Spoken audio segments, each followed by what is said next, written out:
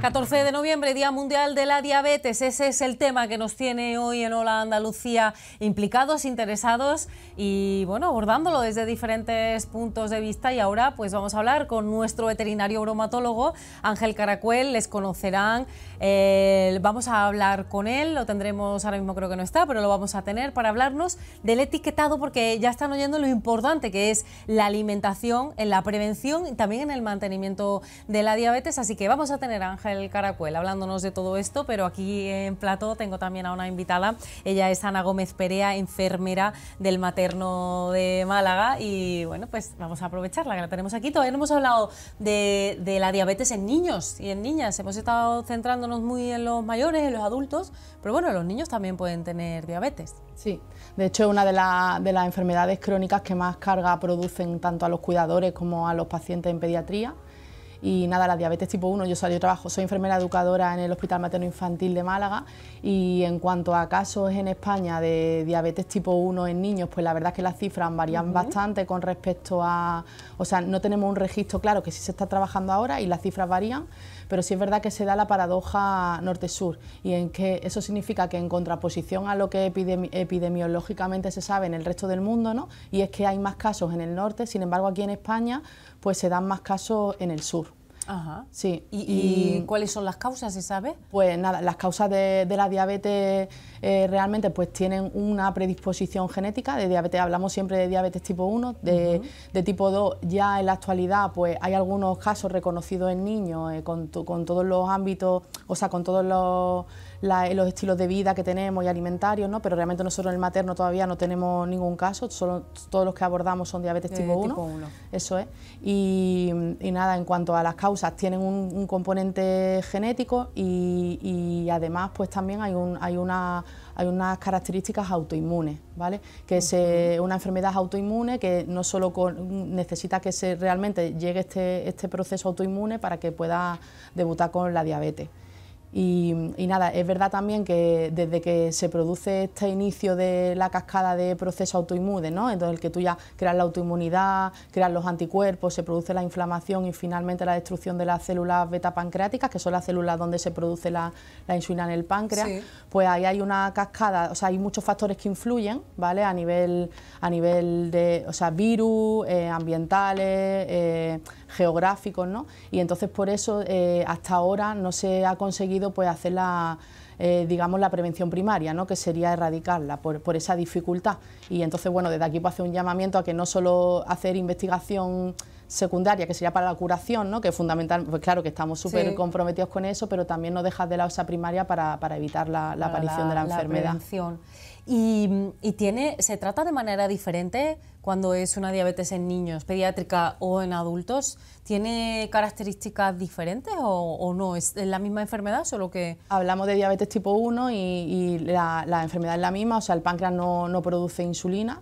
Y entonces pues hay que administrarla de forma exógena. Lo que pasa, sí es verdad que en niños pues tenemos un concepto el concepto de memoria metabólica, ¿no? que significa como un niño que está mal controlado, que tiene un mal control metabólico de la infancia, pues realmente genera como mucha más probabilidad de tener complicaciones a largo plazo, porque claro, son muchos más años desde el inicio.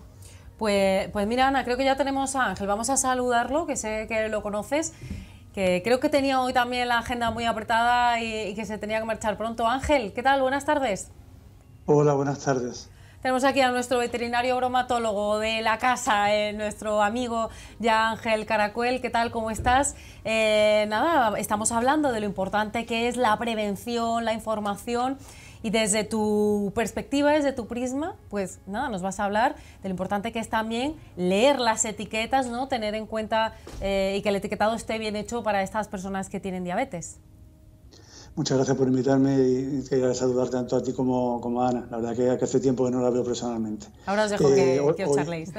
Hoy estoy en Antequera, hoy no he podido bajar a Málaga, así que nada, pero bueno, que sí que realmente ya empecé a hablar de la información alimentaria al consumidor la semana pasada, y entonces en general la ayuda que tiene a día de hoy el consumidor, en este caso el enfermo diabético, es esa cantidad de información que debe de venir en el etiquetado. De forma general hay una serie de ítems o de datos como puede ser la denominación del producto, como hablaba el otro día, todos los ingredientes que tienen que venir en orden decreciente en relación al peso que llevan ese alimento, los alérgenos, que estuvimos hablando de eso el lunes pasado, la cantidad neta del producto en sí, todo lo que no es embalaje, o en el caso de las conservas, quitándole el líquido, las fechas de caducidad o de consumo preferente, la empresa que lo fabrica, el país de origen, ciertas cosas, pero es importante, y que hablé de eso también el lunes pasado, que era la información nutricional, que en ese reglamento del año 2011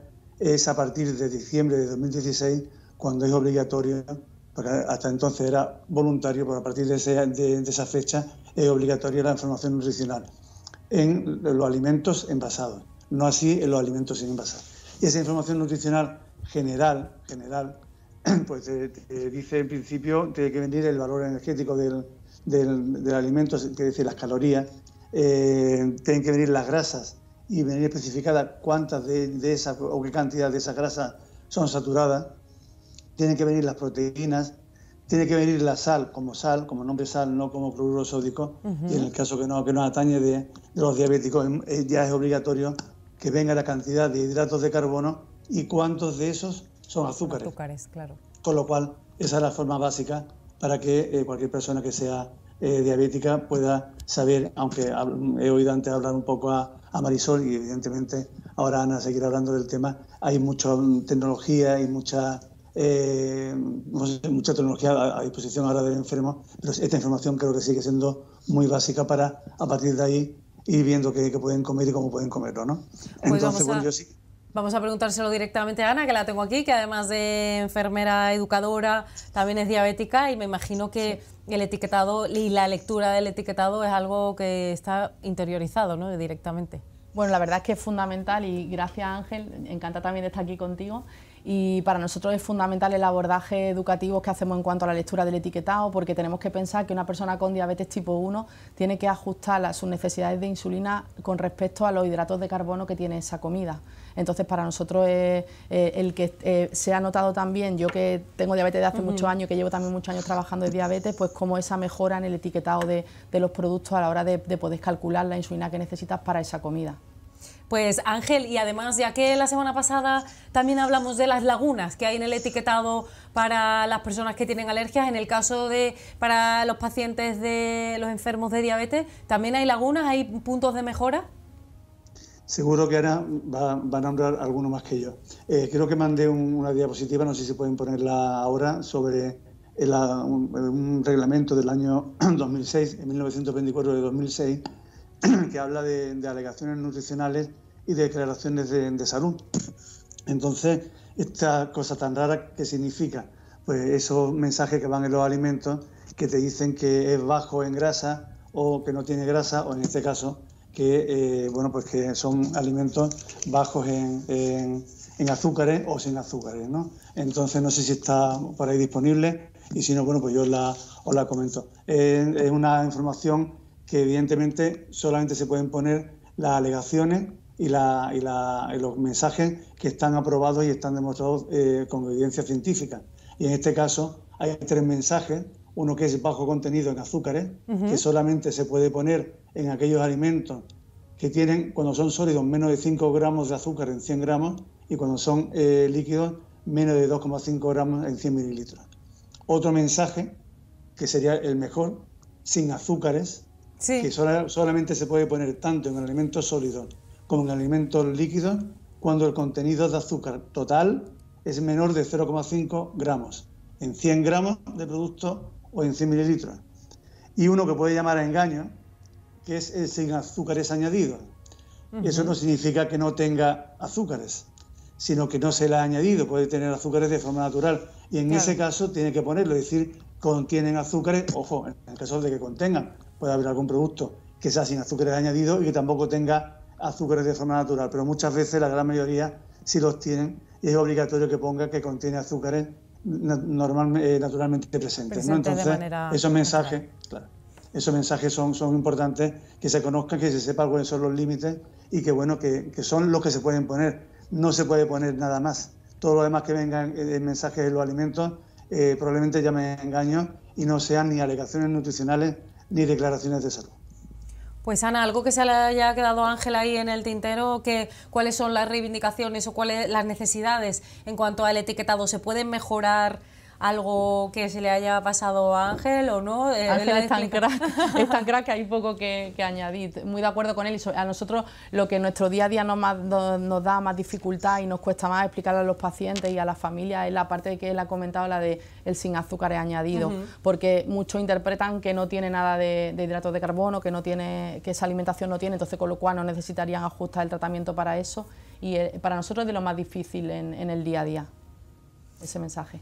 Pues ahí queda esa mejora. Ángel, no te entretenemos más que... Yo sí quería, por favor, una cosita más también, claro, que es importante, adelante, que viene en el etiquetado. Siempre me he referido antes, cuando hablaba de la etiqueta nutricional, a que normalmente viene y es obligatorio que venga en 100 gramos o en 100 mililitros.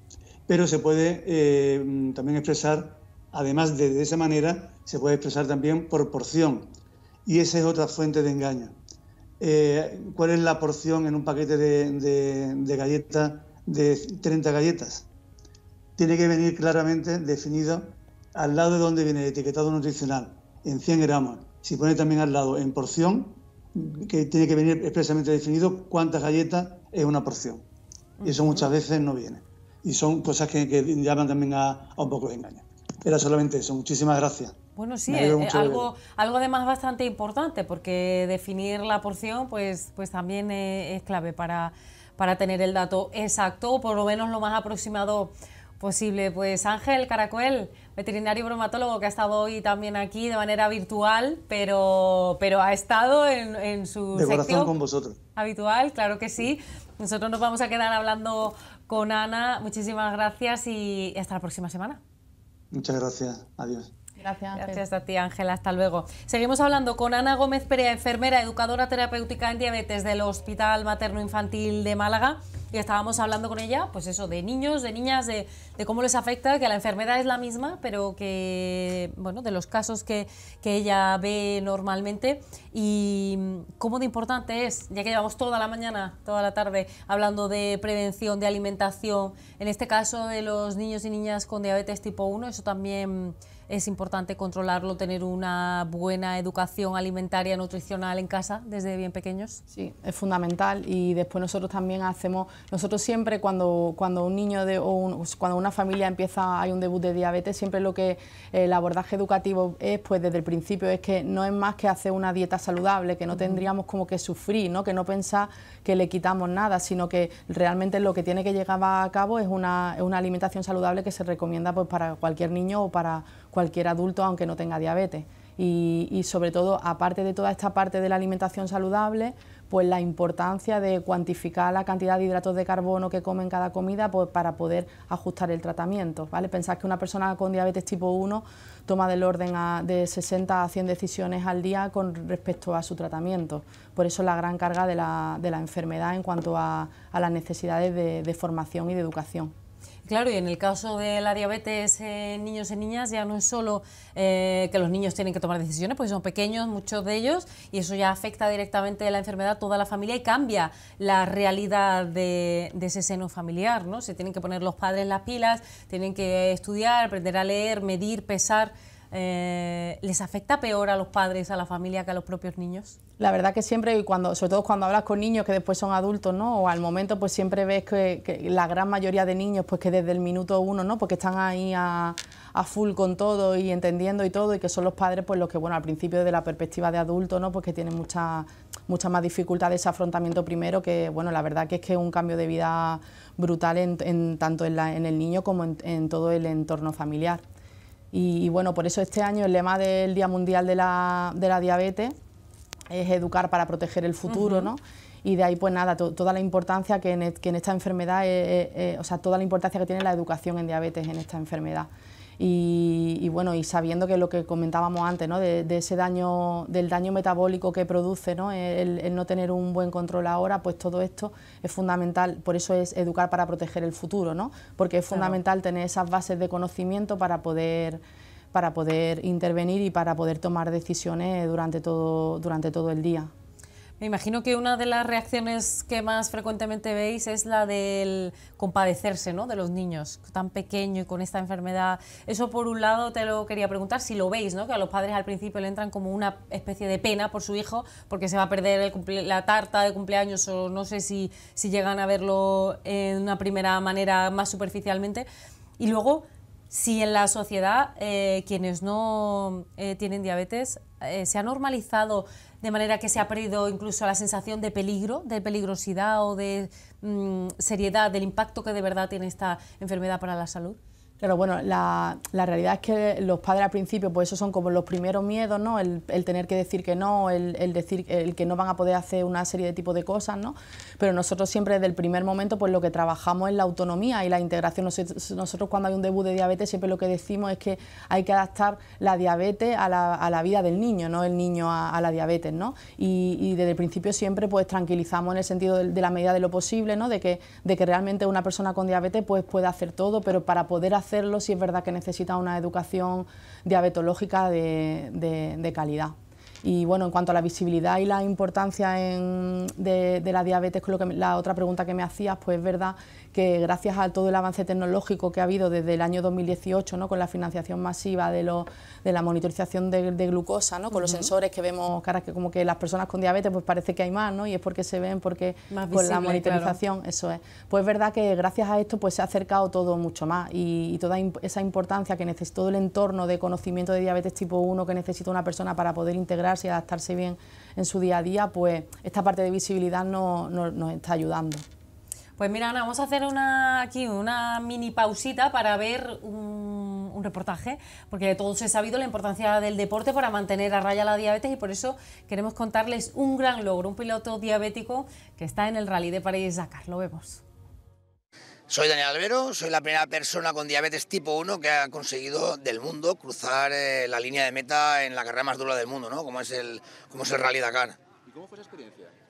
Bueno, la verdad que el día que conseguimos cruzar la meta a la tercera, va la vencida, nunca mejor dicho.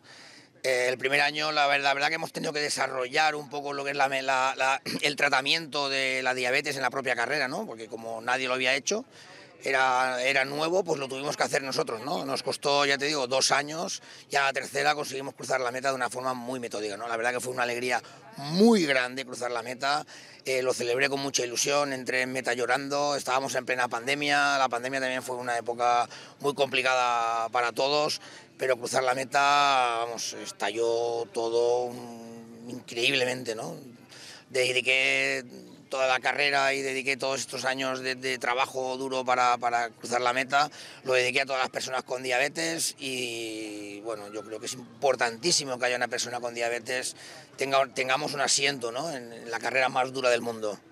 Bueno, la diabetes durante muchos años ha sido una enfermedad, una condición, a mí me gusta más llamarla condición, me es más fácil llevarla, pero no deja de ser una enfermedad que siempre la hemos ocultado, ¿no? Siempre la hemos, por miedo al rechazo, que sí que lo había, no es un mito, es verdad.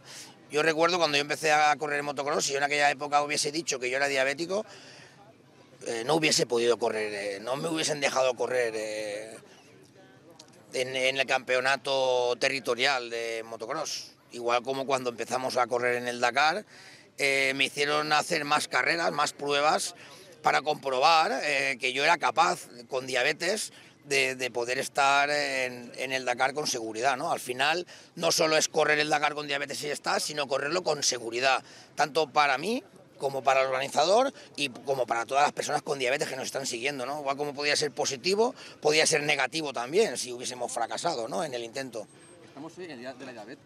Sí, al final las personas con diabetes necesitamos mucha visibilidad y tener nosotros un día 14 de noviembre, o tal día como hoy, es muy importante para que se nos oiga muy lejos y las peticiones que tengamos y las necesidades que tengamos, que tenemos las personas con diabetes, las podamos cubrir, ¿no? Es importante que la gente sepa qué necesitamos para vivir, es importante que la gente sepa qué tratamiento tenemos, por si algún día tienes un compañero que puede tener diabetes o te encuentras con una persona por la calle que está sentada en un banco que no se encuentra bien, que es diabético, saber también cómo responder ante eso, ¿no? No es que esté mal esa persona, no es que esté bien, simplemente a lo mejor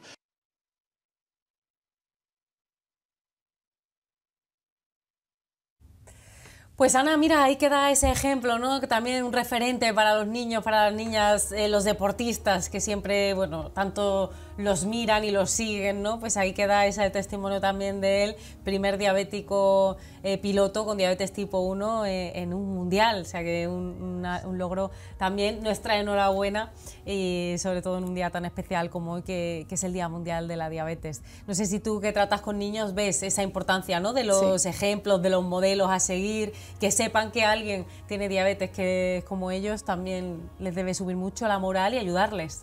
Para nosotros es fundamental, y yo de aquí agradecer, ¿no?, a todas las personas que lo visualizan así, porque todos los niños necesitan, pues, grandes referentes, ¿no?, para ver que realmente, pues, que la diabetes no es un límite para ellos. Así que agradecerles, y igualmente, pues, estos días de visibilización también, pues, para que entre todos consigamos hacer, pues, un mundo más cómodo para todas las personas con diabetes, y eso solo se consigue con la visualización y que la gente un poco entienda solo todo lo que supone tener diabetes en nuestro día a día. Bueno, él hablaba del estigma, ¿no?, del tabú de hace años, que, bueno, por suerte parece que poco a poco se está eliminando, se está quedando muy reducido y ya pocas personas lo ven con esos ojos. ¿Qué te parece si hablamos de los campamentos de verano? ¿Qué hacéis con ellos, con los niños, con las niñas que tienen diabetes? Bueno, cuéntanos para qué. Me imagino que para ayudarles a entenderlo mejor, para darle alguna información. Pues nada, perfecto. Justo al hilo del comentario, ¿no?, de esta persona que ha pasado el Dakar, ¿no?, pues también un poco la misión es la misma, la de los campamentos para niños con diabetes. La evidencia desde el principio, todos sabemos todo lo que aporta estos campamentos a los niños, no solo como en mejora de calidad de vida y en autoestima, sino también como para toda esa parte del lema de este año, ¿no?, de educación. Nosotros en los campamentos con diabetes de Málaga son conocidos, pues, históricamente, son de los primeros de España que se empezaron a hacer. Empezaron en el año 1977 con el doctor Martínez, y después con los doctores Juan Pedro López Siguero y José Luis Pinzón a la cabeza, y bajo el paraguas de ADIMA, de la Asociación de Diabetes de Málaga, pues se mantuvieron durante muchísimos años. Y todo esto también en consonancia en trabajando con los equipos tanto del Hospital Civil, del Hospital Regional de Endocrinología de Adultos y de Endocrinología de Adultos del Clínico de Málaga. Y bueno, la verdad que para nosotros es un entorno fantástico para hacer, yo siempre digo, hacer una educación diabetológica encubierto, ¿no?, en el que... Sí, porque está la diversión ahí como por encima, ¿no?, que se Exactamente. pasarán súper bien, se divertirán muchísimo, pero están aprendiendo. Exactamente. Son 70 niños con diabetes, niños y niñas con diabetes, que están jugando todo el día, pero la diabetes, pues, forma parte de nuestra vida y en nuestro día a día, entonces aprovechamos cada momento, pues, para hacer un abordaje educativo de empoderamiento, y después también, pues, toda esa parte de comunión entre ellos, ¿no? Esa educación entre iguales, que también está tan demostrada que funciona tan bien y que aporta tanto a ellos. Pues bueno, niños que se sienten, pues, que van al comedor como ellos, que hacen deporte como ellos, que le digan qué hacen, qué no hacen. Y bueno, y además también tenemos una labor súper importante, que sin ellos sería imposible hacerlo, que son los monitores. Llevamos un equipo de monitores y monitoras, que ellos también tienen diabetes, y bueno, se convierten como en los padres o las madres de estos niños durante esta semana, y son como los grandes referentes, pues son jóvenes con diabetes, pues que van a la facultad, que hacen deporte, claro, que salen por la noche, entonces que para ellos también es fundamental, ¿no?, el agarrarse ahí, el tenerlos ahí en el día a día con ellos. ¿Y cómo sirve para una persona también con diabetes como tú estar en contacto con los niños que también tienen la enfermedad? Me imagino que en el campamento ellos aprenden, pero los adultos también. Claro, nosotros, los equipos de sanitarios que vamos a los campamentos, pues todos siempre decimos que es un entorno de aprendizaje, pues para todos, no solo para los niños, sino también para nosotros. No es lo mismo el que tú estudies la diabetes, en mi caso no, pero en el resto que no tienen diabetes no es lo mismo que la estudia, que la vea en el día a día, cómo se comporta. Y nada, pues entonces nosotros estamos allí durante la semana entera, y en cada situación pues nos sentamos con ellos y vamos ajustando el tratamiento. Y nada, yo tengo diabetes desde los 11 años, el primer campamento que fui, pues fui de forma obligada. Sí. Y bueno, fijaros si me enganchó aquello, ¿no? que sigo yendo, ¿no?, a día de hoy. Y para mí, yo creo que, o sea, la gente que no sabe lo que te aporta esto, pues ojalá lo pudierais saber, porque tú ves que hay gente como tú, que siente como tú, y que tiene capacidad de hacer todo, ¿no?, esa empatía. para mí es una de las cosas más bonitas del mundo, y después además como en cuanto a mejora de control y, o sea, educación terapéutica y todo, ¿no? No solo la parte emocional, sino también pues toda la parte que eso sí que hay mucha evidencia científica que lo respalda. O sea, que se puede repetir en el campamento, ¿no? Se puede repetir, tu sí. ejemplo lo deja claro. Sí. Pues muchísimas gracias, Ana Gómez Perea, enfermera, educadora terapéutica en diabetes en el Hospital Materno Infantil de Málaga, que has estado hoy aquí, pues mira, cerrando este programa de hoy que hemos hecho en Hola Andalucía, específico y monotemático del Día Mundial de la Diabetes. Muchas gracias por estar aquí. Y antes de...